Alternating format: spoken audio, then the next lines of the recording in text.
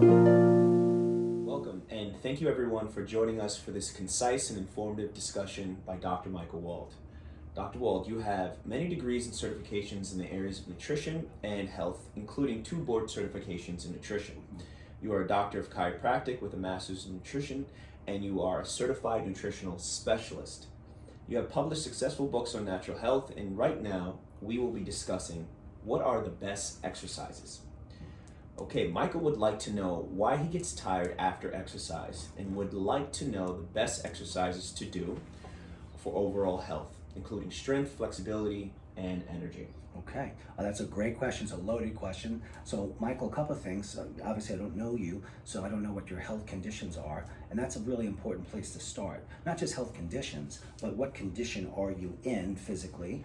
We always want to take an assessment of, how are we aerobically? Are we happy with our muscular development, for example, our reaction time, our endurance, our strength, and other aspects of fitness. So, assuming, Michael, that you don't have any health issues that might have me restrict certain exercises, let's talk about just general categories of exercise. So, Sonny, as you mentioned, there's anaerobic exercise and aerobic exercises, and I personally believe that most individuals require a combination of those two. This is an oversimplification, but aerobic exercises have to do with your cardiovascular health, your heart and lungs, and your oxygenation. And then the anaerobic ones have to do with your muscular power and strength, and maybe size is something that you want. So depending on your goals, you'd have a certain ratio of those exercises in terms of how much aerobic, how much anaerobic, how often, when you perform them, what is the intensity of those exercises. Because obviously if you're running marathons, you're going to work out differently than someone who's a weightlifter who doesn't run at all. Exactly. Or maybe just runs a certain number of miles per week because they want to just cut down on water to improve their muscular tone and their vascularity. So, Michael, the thing is that a combination of these exercises should be done, and also the healthcare provider should consider certain sort of other factors, Sonny. So for example, if a person has high cholesterol, they probably need more aerobic exercises that get the heart and lungs really engaged. So that's been shown to lower cholesterol in most individuals. Of course, there's dietary factors, but we're just talking about exercise right now. Although I should mention that whatever exercise you do, your diet has to match up with your efforts. So so if you're a runner, for example, you're going to want to have a higher carbohydrate intake because that helps to build up glycogen, which helps to give you sugars for running long distances, for example, or even short distances. And we would also, if you were a weightlifter, for example, you certainly want to have more protein in your diet, because protein is what burns, what builds lean mass and muscle. Although we also need healthy fats to build up muscle. So the short conclusion here is that a combination of both aerobic and anaerobic exercises should be considered. Whatever your goals are, the duration, the intensity, and the type and combination of those 2 different basic categories of exercise should be considered. And the timing, like when do you want to have a certain goal happen?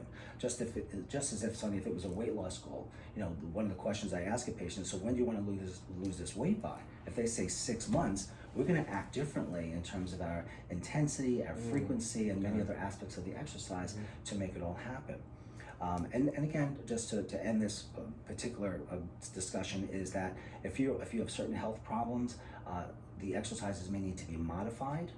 Most people that I sit with, to be completely honest, when I say, among the various things we're going to do to improve your health include exercise, they say, well, I do a lot, I run around a lot, or they describe their exercises, and they're not really exercises, Yeah. So if you're going to get the most, for example, out of aerobic exercise for your heart and lungs, you're going to want to know something about your heart rate and how long that heart rate should be maintained and how high, based on what's called a heart rate max for your health issues and, again, your health goals.